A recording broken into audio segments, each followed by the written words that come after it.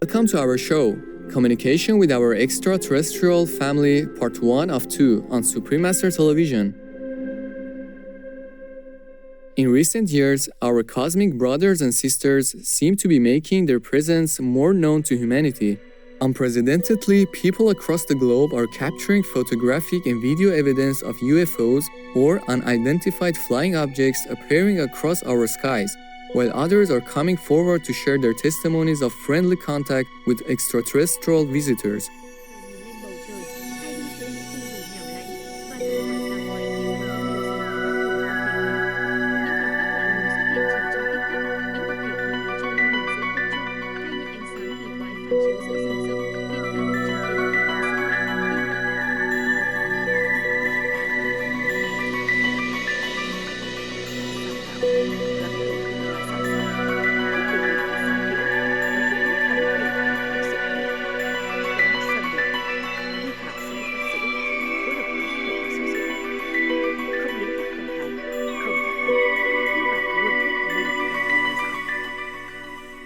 In this two-part series, we feature some of the most intriguing encounters between Earthborn humans and extraterrestrials, as well as spotlight the simple steps humanity must take to join the peaceful and advanced civilizations among the stars.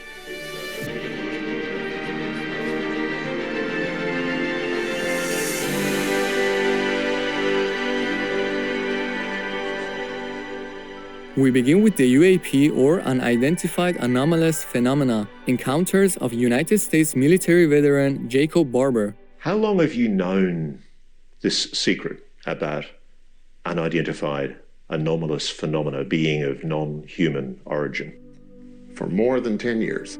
After retiring from the U.S. Air Force, Mr. Barber later took part in a recovery team assigned to retrieve crashed aircraft in the desert. While operating as a helicopter pilot during two separate recovery missions, he believed he transported flying objects not made on the planet Earth. The first one he calls the egg. So tell me about the moment when you realized that you were involved in a retrieval of non-human technology, alien tech. So it became very clear the first time our communication process and procedure was modified. And then just visually looking at the object on the ground, you could tell that it was extraordinary and anomalous. It was not human. How close did you get? Well, I was a helicopter pilot, and I operate with 150 foot to 200 foot long line. So I got within 150 feet of this object.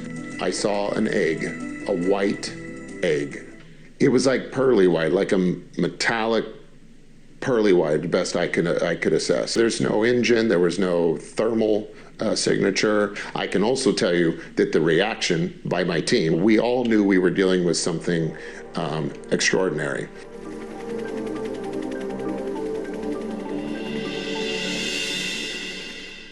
News Nation Media Company obtained video footage that appears very similar to the scene and non-human craft Jacob Barber described. That's an egg-shaped UAP suspended from a 150-foot long line. We're told the craft is about 20 feet long. The egg suspended in a cradle. Look at how perfectly smooth the craft is. No markings at all, and no visible means of propulsion or way to see inside. Mr. Barber refers to the second non-human craft he transported as an 8-gun.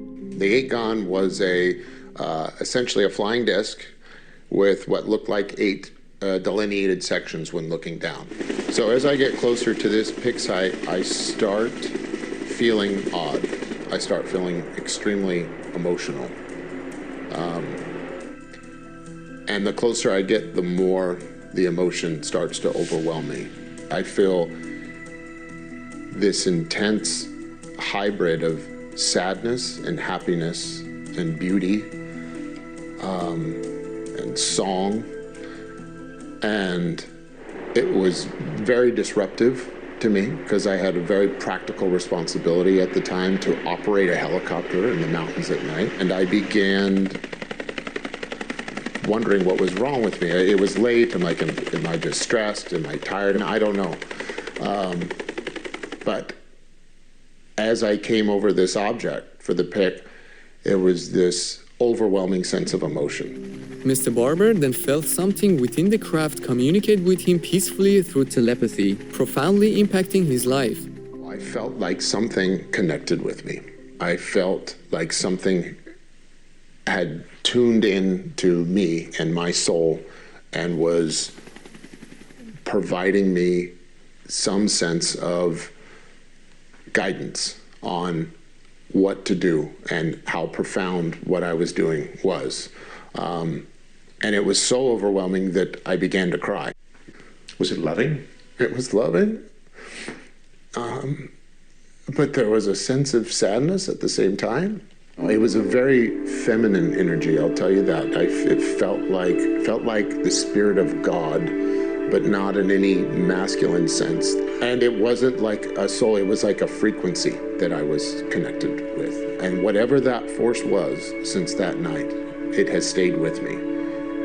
And as crazy as this sounds, it's what's guiding me now. And it's what's providing protection for me. It's changed my life. During an interview with News Nation Media, Jacob Barber stated that he would 100% testify under oath to the United States Congress that his two encounters with non-human craft are true. Now we will share a second fascinating UFO and extraterrestrial testimony from another United States military veteran, the late Clifford Stone. I was involved in situations where we actually did recoveries of crashed saucers, for lack of a better term, debris thereof. There were bodies that were involved with some of these crashes, also some were alive. Sergeant Clifford Stone served in the United States Army from 1969 to 1990. Then, over the last 20 years of his life, Mr. Stone publicly stated that during his military service, he was part of secret UFO crash retrieval teams. I've been involved where we have recovered these objects. We know them to be of extraterrestrials. I know we're not alone in the universe. I stand before you today in my almighty God, and I tell you this. If Congress calls me in and says, will you testify in detail what you know? I stand here today prepared and ready to do just that. Throughout his military career, Sergeant Clifford Stone participated in approximately 12 UFO crash retrieval missions that spanned the United States, Europe, and AULAC, or Vietnam. While participating in these UFO crash retrieval teams, Mr. Stone was shown a book that listed the medical records of 57 extraterrestrial species that have visited Earth. He referred to the extraterrestrials as our visitors. The truth is, when I was in the military, there was some medical personnel who would have to provide first aid for our visitors if we got there and there was some that were still alive and injured. They had a book. That book was to tell how to do certain first aid for certain injuries on our visitors, and they had to know what to do for each and every species. That book listed 57 different species. Sergeant Clifford Stone also stated that since childhood, he maintained a friendly relationship with an extraterrestrial being named Corona. The entity that chose me to follow throughout my life, I know him as Corona, and he always told me, Corona with a K. He's from a planet that's approximately 100 light years from planet Earth. Eventually, he came back to me as a little boy, and he says, you know, I'm going to be following you throughout your life. This is the way my species and other species learn about the way you people live on this planet, your various cultures, your likes, your dislikes, your beliefs. Based on his conversations and interactions with Corona, Sergeant Clifford Stone shares insights into how Corona's society functions, as well as their perspective on faith, everlasting life, and God Almighty. They work towards the common good of their society. Unlike us, where a lot of times we are pulling at one another. There's competition, but the competition is working towards the common good. When my son passed away,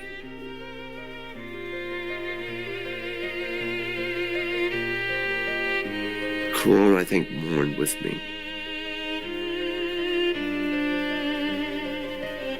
And I always, even today, I visit his grave. But one day I was praying and Corona said, "Do you mind if I pray with you?" And I said, "Not a problem, pray in your own way." And he got down on his knees just like we did. And people hate this part of it. But I said, "Do you have religion?" And they said, "Religion? Isn't that something that's created by man? Do we have faith?" Yes, we have faith. Do we believe that there is that which you call God? We accept that based on our science. It's no longer a faith-based idea that there is a creator, that which you call God. That truly is. Do you believe in life after death? Yes, they do. In closing, Sergeant Clifford Stone encourages humanity to spiritually evolve and unite, so that we may explore the cosmos and visit the home planets of our benevolent cosmic brothers and sisters. We have to work in unison as a people, a united people. Let's go ahead and start preparing ourselves to where we ultimately will take that giant step to where we're going to be visiting other planets out there in other solar systems. And we have to, once again, I'll use the word, grow spiritually as a group of people, the people representing mankind on planet Earth. We thank the late Sergeant Clifford Stone and Jacob Barber for their incredible courage to publicly share their personal accounts of interacting with extraterrestrials and UFOs. May your testimonials inspire us all to seek a greater love for ourselves, all beings on planet Earth, and all life across our majestic universe.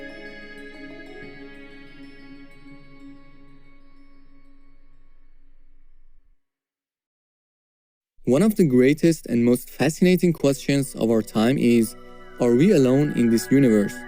With trillions of stars and planets spanning our majestic cosmos, it would seem quite perplexing to believe that Earth is the only planet with intelligent life.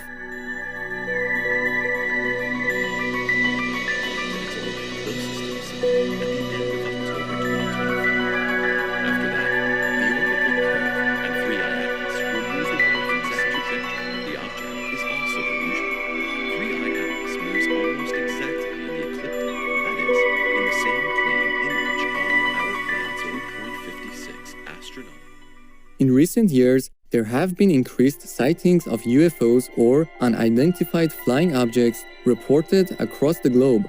This has led some to believe that extraterrestrial life may exist on other planets, and possibly that intelligent life on Earth has not yet revealed itself to us.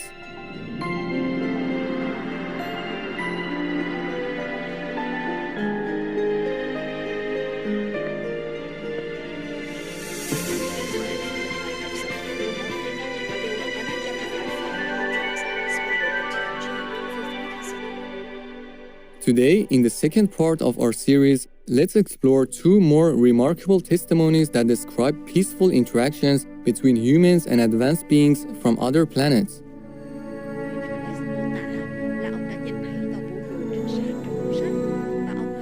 We begin with the first-hand account of United States military veteran Charles Hall.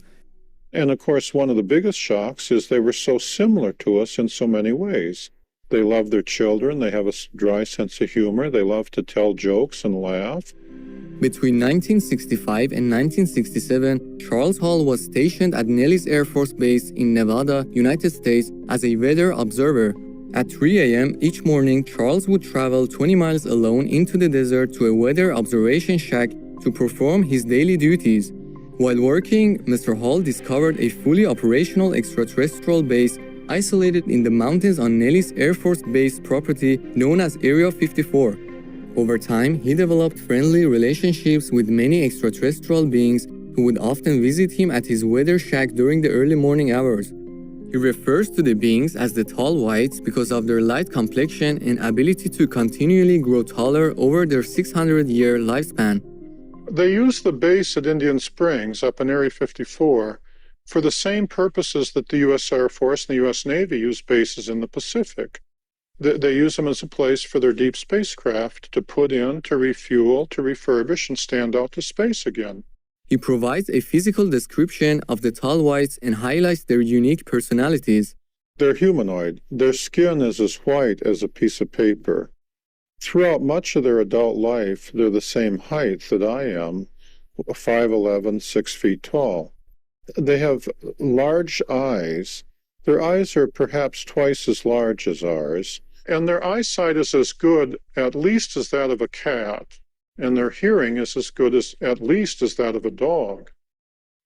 They're capable of making sounds with their vocal cords that humans can't hear.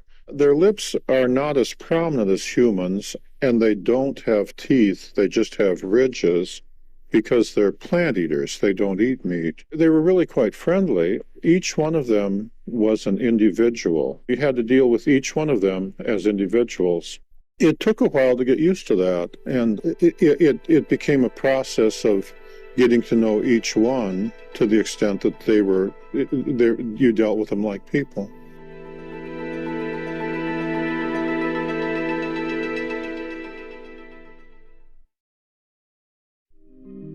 Oftentimes, entire families of the tall whites would come to see Charles at the desert weather shack. He shares more about their family dynamics and relationships. The women were very proud of the fact that they loved their children. The men were too, but the women were immensely proud of it. The children never disobeyed their parents that I ever saw, and the parents would do anything for their children. So when they traveled in family groups, they were very tightly knit. One of the tall white beings Charles became most friendly with was known as the teacher, a female who often brought extraterrestrial children to visit him at work. He affectionately shares an interaction from one of her visits. She was pointing up to the stars in the sky, and she said, "You can see all the stars in the sky. Surely you didn't think you were alone." And at the time I had, and then they were all laughing. And it just seems so obvious to me when you go out at night and you look up at the stars of the sky, that whatever God did to make life here on Earth, he must have done it again because there are so many stars in the universe and it's so vast. Wow, Charles Hall's testimony of meeting the tall whites reminds us that extraterrestrial life across the universe may be much more like us than we believe.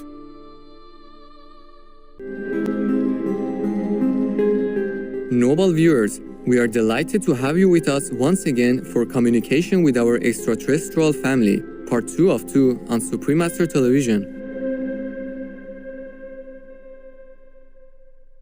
So they're really afraid of us, our violence, and they're waiting for us to get out of this violence and get all of these wars and everything out of the picture.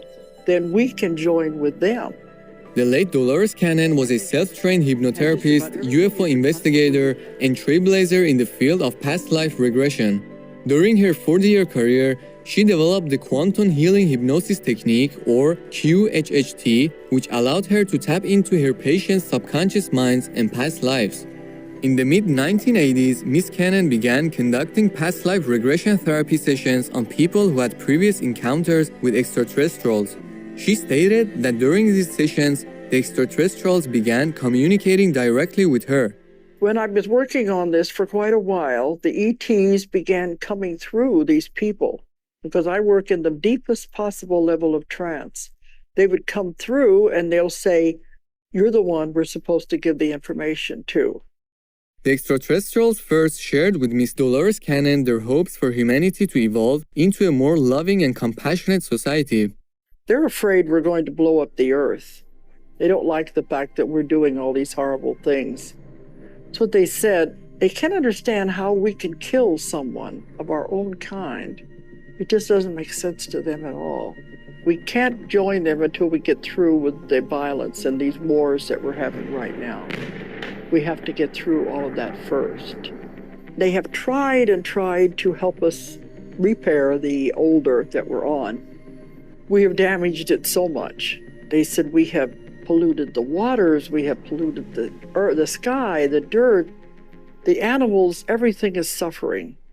Miss Cannon was also provided with insights into the multitude of extraterrestrial species and spacecraft traveling across the universe. I call them they, but they are huge groups. There are many different types, and there are many different types of craft. The huge mother craft are like cities within cities. They're enormous. And they have many people on board these craft of different races from all over the universes. It's much bigger and much wider than you could ever imagine. But they all have their jobs to do, and there are things that they're involved with.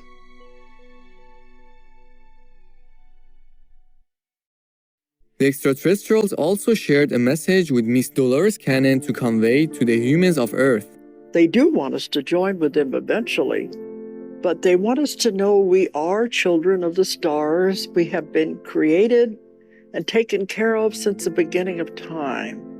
They have no desire to harm us. They are our caretakers, and they love the species because they love the way it's developing. We're living in exciting times, and there's a lot ahead of us. We don't need to be held back by fear of the unknown. They're all there to help us. The extraterrestrials also highlighted for Miss Cannon essential health and dietary practices that help uplift humanity to a higher state of being. But the very best thing they suggest eating is live food, as they call it, which they mean fresh fruits and vegetables. And that's what they keep telling everyone that comes if they're having problems, and they'll say, well, it goes back to your diet. This is what you need to be eating. And they said the importance of water is beyond belief. We don't have any idea the importance of water, that there's things in the water that the body absolutely must have, and a lot of it is being taken out by the way the water is filtered. Our most compassionate Supreme Master Ching Hai, vegan, has also revealed the key steps humanity must take for Earth's society to elevate and rejoin benevolent galactic civilizations. Hi, Master. Hi. Wow, it's just so much blessing we have. My first question is, are most physical planets vegetarian? Oh, plenty, of course. Yes. Oh, wow. Yeah, as many as non-vegan planets. There are also as many vegan planets. It's countless. In our galaxy alone, there are countless already. Yes. And these vegan society planets, they are more advanced than us. Yes, they even have a traveling belt, you know? You just wear a belt on your waist like this, huh? Yes. And then when you want to go somewhere, just push a button. Wow. Yes. That's really cool. Yeah, very cool. Push a button and then you just fly, you know? Yes. Wow. Thank you so much. That is just one of the so-called inventions of their planet. There's much more that we could never dream of. But we will have it. We will have all that and more if our planetary population becomes more compassionate, more calm, you see, and more developed inside through calmness, through meditation, through the vegan diet, through compassion. Yes. People do research and they recommend, they say that meditation calms the mind, yeah? Makes your heart open and more compassionate, more intelligent even. Thank you, most beloved Master, for this inspiring reminder that a compassionate, vegan way of living not only uplifts our own hearts and minds, but may also open the door to a more advanced, harmonious, and peaceful future for humanity. We thank Charles Hall, Dolores Cannon, and the many other brave humans who have come forward to share their experiences of meeting our benevolent family from other star systems. We hope their messages remind our viewers that if we truly wish to create world peace on planet Earth, we must first cultivate peace within ourselves. The first step toward this planetary upliftment is embracing a compassionate, healthy, and delicious vegan lifestyle. With this single choice, you not only help save countless human and animal people lives, but also show our galactic sisters and brothers that humanity is truly ready to unite with their spiritually advanced civilizations. Warm-hearted viewers, thank you so much for joining us today for Communication with Our Extraterrestrial Family, Part 2 of 2.